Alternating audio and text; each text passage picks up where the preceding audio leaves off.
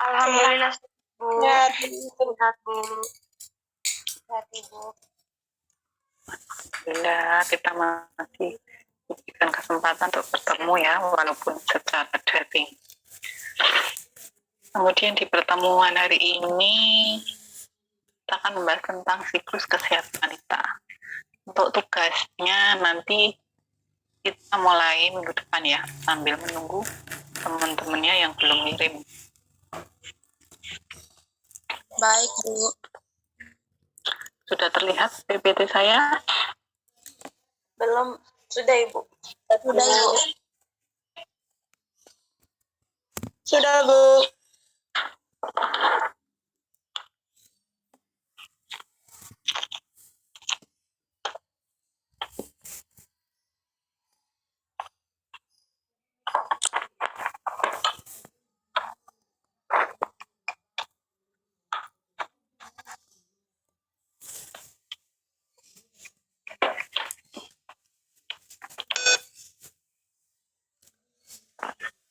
Jadi kita hari ini belajar tentang siklus kesehatan dari wanita, di mana kesehatan wanita di sini sangat kompleks ya, karena itu wanita akan mengalami beberapa siklus sepanjang kehidupan wanita, di mana siklus kesehatan wanita itu hubungannya dengan reproduksi atau kematian. Ya, pada saat wanita itu akan mengalami yang namanya menstruasi, hamil, melahirkan, menyusui, dan melalui menopause. Di sini, wanita itu memerlukan perawatan yang intensif. Artinya intensif di situ berarti khusus. Ya, selama sepanjang daur kehidupan dari seorang wanita, yaitu konsepsi sampai dengan lansia. Nah, apabila wanita itu melakukan perawatan yang bagus ya, sehingga untuk masalah yang berhubungan dengan ditangani dengan punya akibat buruk yang akan dapat dicegah, karena wanita itu mengalami yang tadinya menstruasi sampai menopause, sehingga manusia itu akan mengalami banyak permasalahan berhubungan dengan kesehatan fisik. Nah, dari siklus wanita kita yang namanya konsepsi itu ada. Mohon maaf, suaranya Mohon maaf, Bu. Suaranya kurang jelas.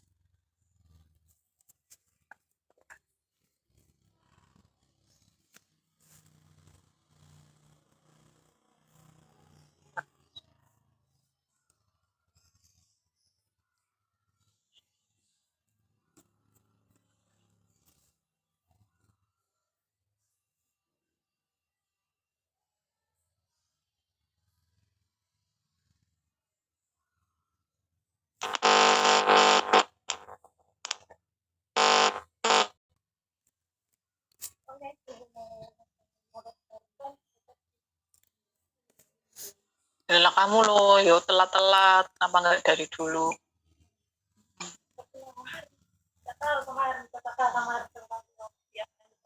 Kehidupan wanita tadi dari konsepsi, kemudian bayi, ya kanak-kanak, kemudian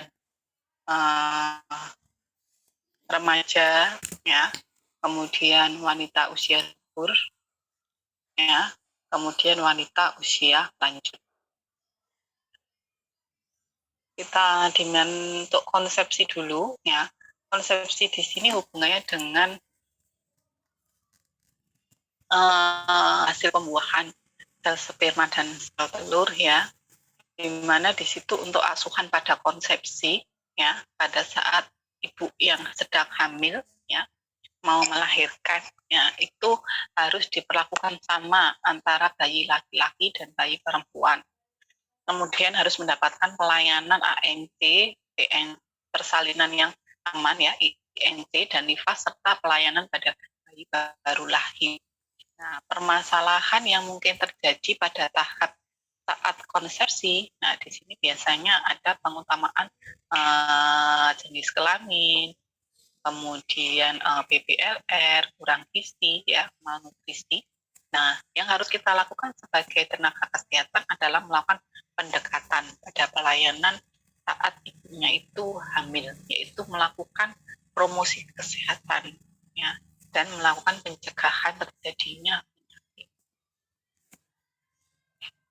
Kemudian pada saat bayi dan anak-anak, ya, di mana di situ bayi baru lahir itu adalah bayi yang baru lahir selama 1 jam pertama kelahiran. Nah, pada masa bayi di sini ya merupakan permulaan atau periode awal dari kehidupan bayi di luar kandungan, ya, dan keberadaannya di situ sebagai individu, ya, bukan sebagai parasit di dalam tubuh ibu. Kalau parasit itu berarti kan mengganggu. Jadi bayi itu bukan mengganggu kehidupan ibunya, ya, tapi dia sudah menjadi individu. Kemudian pada masa bayi ini dianggap sebagai masa dasar karena merupakan dasar periode kehidupan yang sesungguhnya. Nah, pertumbuhan pada bayi itu sangat dipengaruhi oleh ASI dan penyapian yang layak. Selain itu juga dipengaruhi oleh faktor yaitu dalam pemberian makanan dengan gizi seimbang, riwayat imunisasi, dan pendidikan juga berpengaruh terhadap tumbuh kembang pada pendidikan siapa? Pendidikan si ibunya. Karena ibu adalah orang yang pertama kali memberikan pendidikan, memberikan asuhan atau melakukan perawatan pada bayinya, ya, sehingga itu sangat penting kalau ibunya mengetahui bagaimana tata cara menjaga, memperhatikan, kemudian mengasuh bayi-bayinya. Kemudian pada masa bayi di sini, ya, kalau bayi yang cukup bulan itu bagian genitalia eksternal, yaitu dari bagian luar, itu sudah terbentuk secara sempurna, di mana jumlah folikel primordial, ya, dalam kedua ovarium itu telah lengkap, yaitu sebanyak 750.000 butir, dan jumlahnya tidak akan bertambah. Dan minggu 1 kehidupan masih ada pengaruh hormon estrogen dari si ibu, ya, saat si bayi itu ada di dalam kandungan melalui plasenta.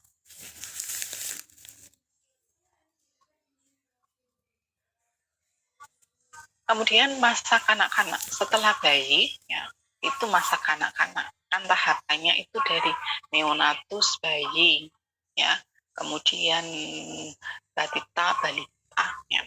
Pada masa ini sudah tampak perbedaan antara perempuan dan laki-laki, terutama pada tingkah lakunya yang juga ditentukan oleh lingkungan dan pendidikan. Ingat, lingkungan dan pendidikan. Di situ berpengaruh pada perilaku si anak tersebut. Ya, contohnya di situ apabila si anak dari saat dia bayi bermainnya dengan lain jenis, ya, umpamanya laki-laki terus mainnya sama perempuan terus, makanya perilakunya itu akan ikut-ikutan seperti perempuan. Begitu juga dengan perempuan, kalau dia sejak kecil bergelutnya dengan laki-laki terus nggak pernah ketemu dengan perempuan, ya otomatis dia perilakunya akan menyerupai laki-laki tersebut. Sehingga siapa yang bisa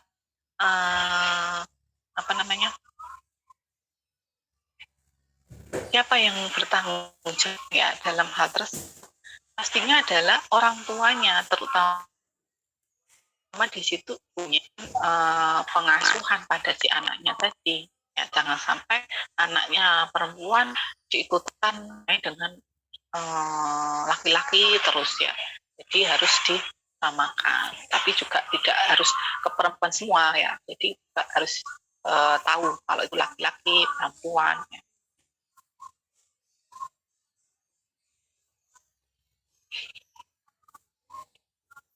Kemudian pada masa kanak-kanak ini di dalam tubuhnya ya, dalam tubuh kita kadar estrogen pada perempuan ya gonadotropin itu masih sangat rendah sehingga alat genitalia pada masa ini tidak memperlihatkan pertumbuhan yang sangat berarti sampai permulaan di kanak-kanak itu masuk ke masa pubertas.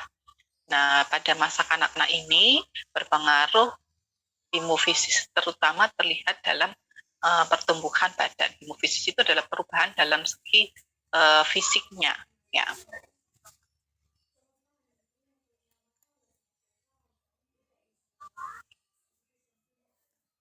Jadi nanti kalau nggak bisa dengar suara saya ngomong ya. Iya, Bu.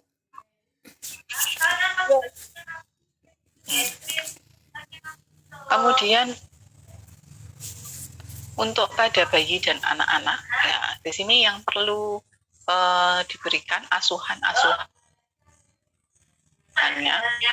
itu asuhan tentang ASI eksklusif dan penyampaian yang layak, tumbuh kembang pemberian dengan gizi seimbang, imunisasi dan manajemen terpadu balita sakit, pencegahan dan penanggulangan kekerasan, pendidikan dan kesempatan yang sama pada anak laki-laki dan perempuan.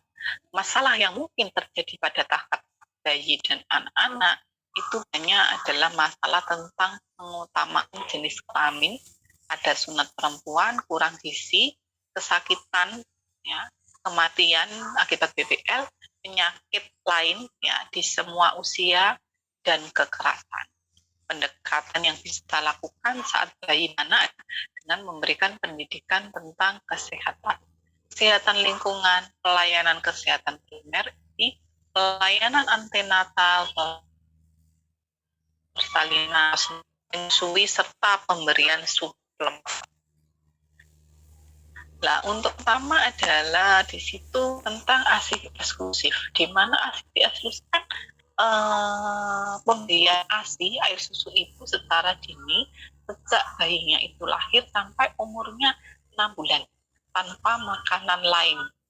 Ya, manfaatnya di sini adalah pemberian ASI eksklusif itu sangat baik ya, atau bermanfaat untuk si bayinya tumbuh kembangnya bagus, bagi ibu ya bisa membantu proses involusi, bagi keluarga mestinya hemat ya, tidak perlu biaya, bagi negara ya otomatis di situ juga akan meringankan ya, karena kan tidak ibunya tercukupi bayinya tadi karena hanya cukup kan ASI saja, air susu dari si ibu. Kemudian tumbuh kembang pada asuhan yang kedua adalah pada tumbuh kembang si anak dan pemberian gizi seimbang, di mana di situ pertumbuhan itu kan mempunyai dampak terhadap aspek fisiknya atau bentuk tubuh si anak tadi dan perkembangan yang berkaitan dengan fungsi organ atau individu dari anak itu sendiri. Jadi sangat penting ya, makanannya itu harus bergizi diberikan pada si anak tadi ya dan bayinya, karena akan berpengaruh pada kelanjutan nanti, karena kan dia masa pertumbuhan dan perkembangan ya, sehingga dibutuhkan makanan-makanan yang bergizi. Kemudian asuhan yang ketiga adalah imunisasi dan manajemen terpadu balita sakit, di mana kesehatan bayi sendiri di Indonesia itu kan masih jauh dari keadaan yang diharapkan. Maksudnya di situ masih banyak kasus-kasus yang terjadi ya pada bayi dan anak, angka kesakitan atau angka kematian ya. Dan di sini untuk manajemen terpadu balita sakit itu sangat penting ya, karena untuk menghindari biar bayi tadi angka kematiannya menurun ya, karena masih banyak. Nah, upayanya di situ adalah pemantauan kesehatan kesehatan perlu ditingkatkan melalui pemberian imunisasi dan pengelolaan balita sakit. Karena pemberian imunisasi yang sesuai dengan jadwal akan mencegah si anak tadi menderita penyakit-penyakit tertentu sesuai dengan imunisasi tadi, yaitu campak, polio, difteri, pertusis, tetanus, TBC, dan hepatitis.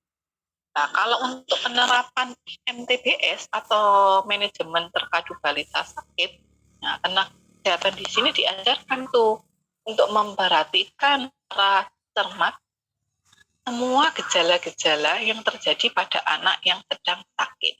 Sehingga kalau si tenaga kesehatannya tadi tahu ya atau perhatian ya, itu dapat menurunkan angka kesakitan tadi, tahu, sehingga bisa menentukan si anak yang sakit berat itu apakah perlu dilakukan pengobatan, apakah perlu harus segera dirujuk. Kemudian asuhan yang selanjutnya adalah pencegahan dan penanggulangan kekerasan terhadap perempuan. Tidak terjadi pada si anak saja, tapi si anak tadi dari bayi, anak-anak sampai dia nanti dewasa ya, itu berhubungan dengan asuhan ini. Di mana masyarakat itu harus menyadari dan mengakui tentang kekerasan terhadap perempuan itu perlu untuk diatasi.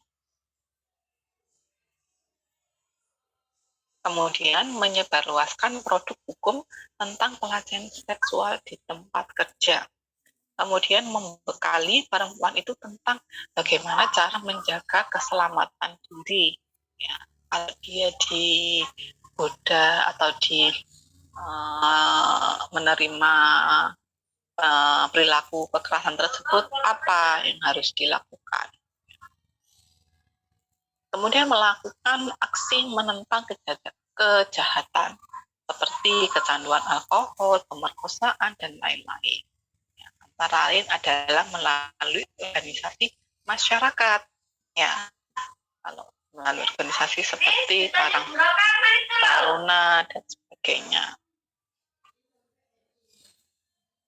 Kemudian yang selanjutnya adalah asuhan, pendidikan, dan kesempatan yang sama pada anak laki-laki dan perempuan, di mana laki-laki dan perempuan itu adalah sebagai pasangan atau individu merupakan kesamaan dan kesetaraan gender, yaitu keadaan tanpa diskriminasi dalam memperoleh kesempatan pendidikan serta akses terhadap pelayanan.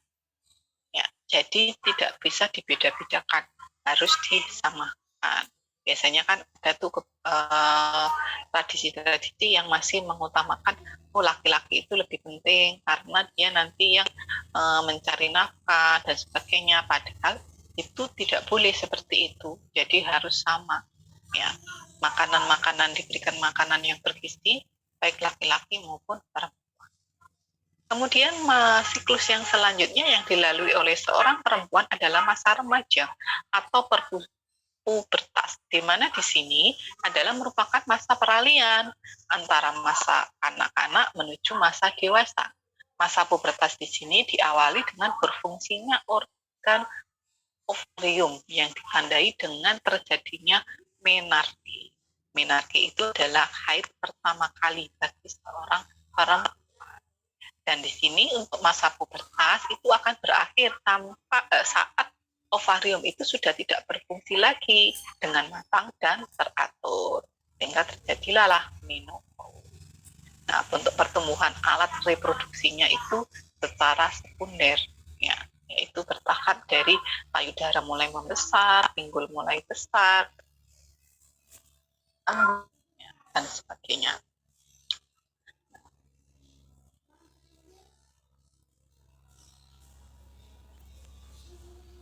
Jadi remaja itu tengah-tengah antara anak-anak dan dewasa, usia 10 sampai 19 tahun.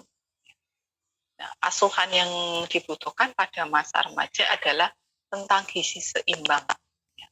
Apabila remaja mendapatkan gizi seimbang, ya, maka akan berpengaruh pada kesehatan reproduksi, pertumbuhan, dan perkembangannya. Asuhan yang kedua adalah di sini seorang remaja harus mendapatkan informasi tentang kesehatan reproduksi. Dengan begitu, remaja tersebut diharapkan memiliki informasi yang benar mengenai proses reproduksi serta berbagai faktor yang ada di sekitarnya. Sehingga dengan begitu remaja tersebut mampu atau bisa memiliki sikap dan tingkah laku yang bertujuan mengenai proses reproduksi dan perilaku yang hidup sehat.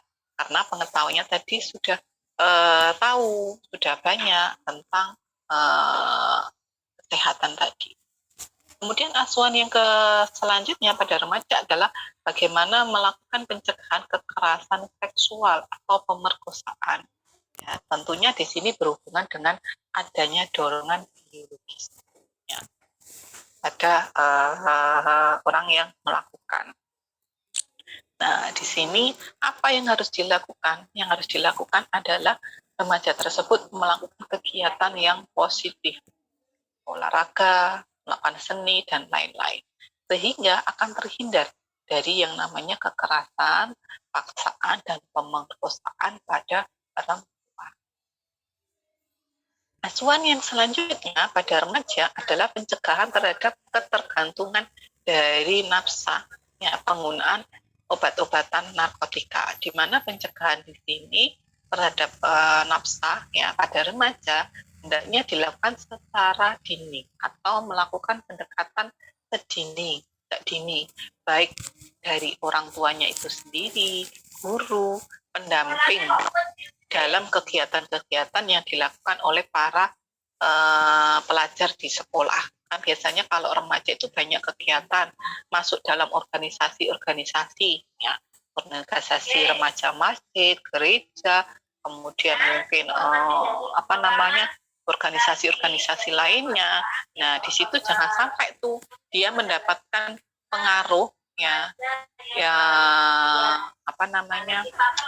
pengaruh yang negatif dari organisasi-organisasi tersebut, sehingga perlulah kita sebagai tenaga kesehatan masuk dalam organisasi tersebut memberikan pendidikan tentang kesehatan, sehingga dengan pendampingan dan bimbingan yang bisa kita lakukan ya sebagai tenaga kesehatan, kita bisa mengetahui bagaimana proses perkembangan jiwa yang terjadi pada pelajar dan juga pengaruhnya terhadap lingkungan. Karena di sini remaja itu sangat rawan ya, karena dia pada tahap proses mencari jati diri ya, rasa keingintahuannya itu besar ya. Kemudian yang selanjutnya adalah asuhan perkawinan pada usia yang wajar, harus diberikan atau harus diketahui oleh remaja ya. Karena di sini dengan perkawinan yang pada usia yang wajar ya, itu akan menentukan bagaimana nanti kelanjutannya. Karena kalau remaja melakukan pernikahan secara dini ya, otomatis di situ kan remaja itu pemikirannya belum matang ya, atau belum dewasa, sehingga akan lebih mengarah atau bisa terjadi perkawinan yang cerai atau gagal ya. Kemudian asuhan yang selanjutnya adalah meningkatkan pendidikan keterampilan, penghargaan diri dan pertahanan terhadap godaan dan ancaman. Nah, pendidikan tersebut sangat penting juga dilakukan atau diberikan kepada remaja ya. Dengan remaja yang mendapatkan pendidikan, otomatis pengetahuannya akan bertambah baik dari moral maupun mental, sehingga remaja tersebut akan terhindar dari perilaku-perilaku yang menyimpang seperti narkotika, pergaulan bebas, kemudian kenakalan remaja seperti tawuran dan lain-lain. Kemudian masuk ke siklus yang selanjutnya adalah masa seorang perempuan masuk di usia subur.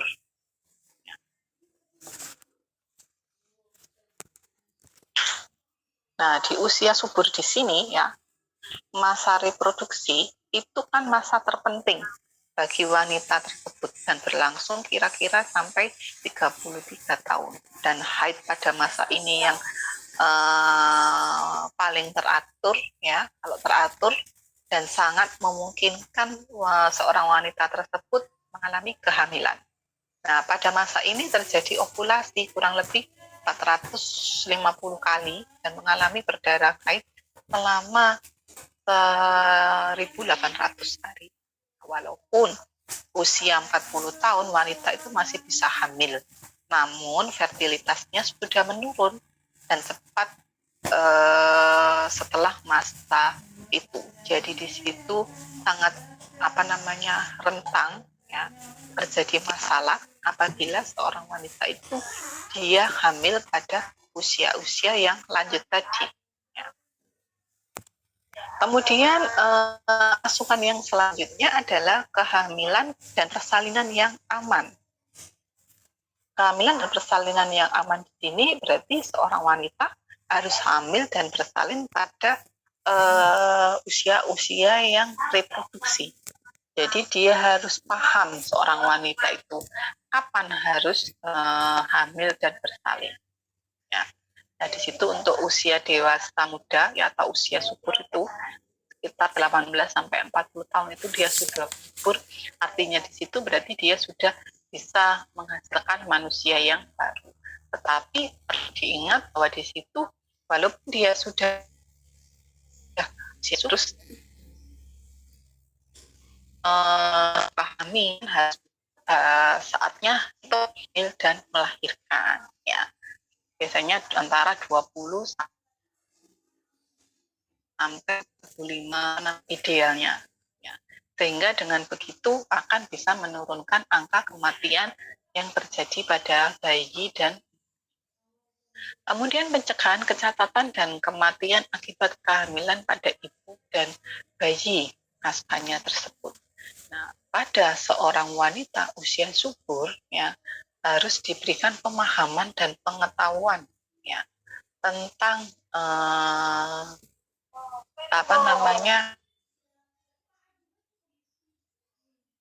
reproduksi pencegahan kematian yang terjadi pada si ibu. Sehingga dengan apabila wanita ya dengan usia subur paham dan tahu ya akan bisa terhindar dari masalah yaitu bayi yang cacat, kematian ibu dan bayi, dan terjadinya komplikasi. Nah, dengan begitu pastinya akan terhindar sehingga bayi dan ibunya akan sehat. Kemudian menjaga jarak kelahiran dan jumlah kehamilan dengan penggunaan alat kontrasepsi atau KB. Nah, pada wanita usia subur harus tahu bagaimana cara KB atau keluarga berencana, yaitu tentang apa? Tahu bagaimana menunda kehamilan, tahu bagaimana mengatur jarak kehamilan, tahu membatasi jumlah kehamilan. Dengan begitu, keadaan si ibu dan bayinya juga akan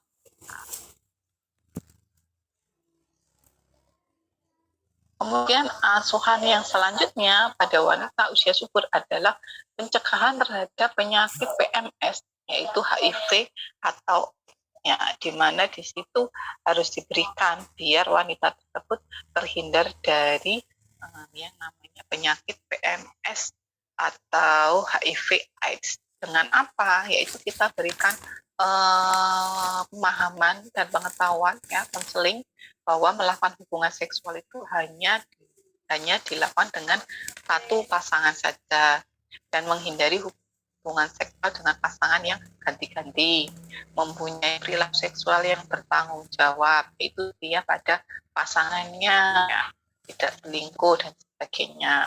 Kemudian setiap ada darah transfusi, ceknya, HIV-nya, kemudian menghindari dari injeksi, pemeriksaan dalam WC, prosedur pembedahan yang tidak steril dari petugas kesehatan yang tidak bertanggung jawab. Kemudian menggunakan kondom dengan hati-hati dan benar dan konsisten apabila sudah diketahui bahwa pasangannya itu adalah menderita penyakit PMS.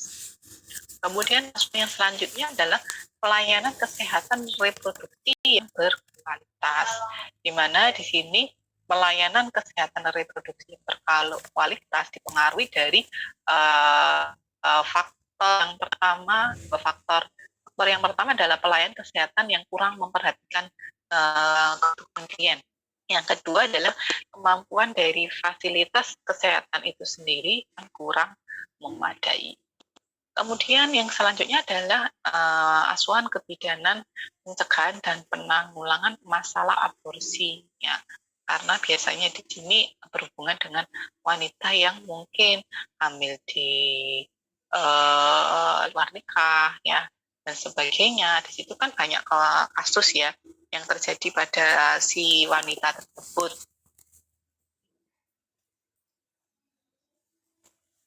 Bu, tak obat sih. Ya, di sini untuk kasus-kasus ya yang berhubungan dengan aborsi, ya, yaitu di situ biasanya kehamilan yang mengancam kesehatan fisik dan mental. Jadi si bayinya tadi mau tidak mau harus di aborsi, ya, itu pelayan aborsi yang aman. Kemudian ibu yang mengalami kegagalan KB, kemudian resiko cacat pada janin dan mungkin dari hasil pemerkosaan. Tetapi di situ harus aman, tidak boleh yang ilegal. Ini kanker payudara dan leher rahim. Jadi di sini wanita berhubungan dengan kesehatan reproduksi, masalahnya sangat kompleks, ya, sehingga banyak permasalahan yang terjadi pada wanita. Salah satunya ini kanker, ya, payudara dan leher rahim, di mana di situ kanker reproduksi ada kanker rahim, kanker payudara, kanker indung telur, kanker rahim, ya, kemudian kanker alat genitalia. Kemudian pencegahan dan manajemen infertilitas, di mana di sini infertilitas itu berhubungan dengan ketidaksuburan atau di situ berhubungan dengan seorang wanita itu tidak bisa punya anak. Ya.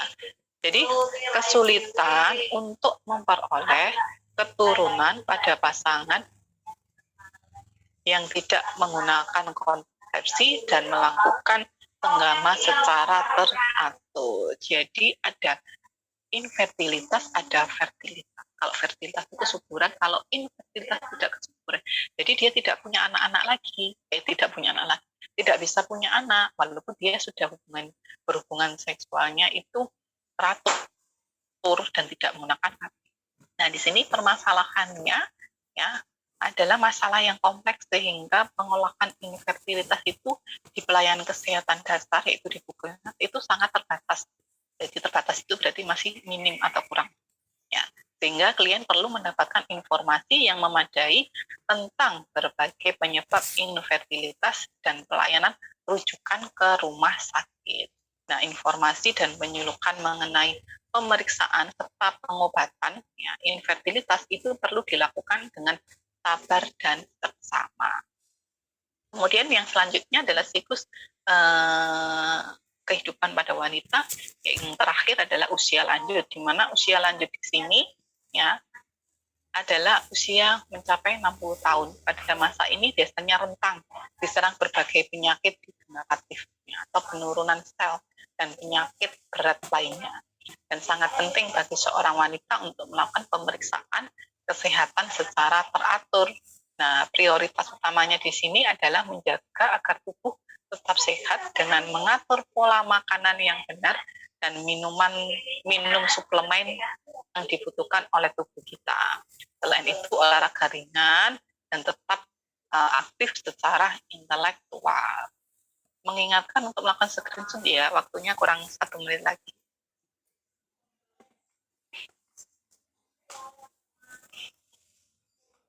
Kemudian masa klimakterium yang berhubungan dengan masa wanita usia lanjut tadi, ya,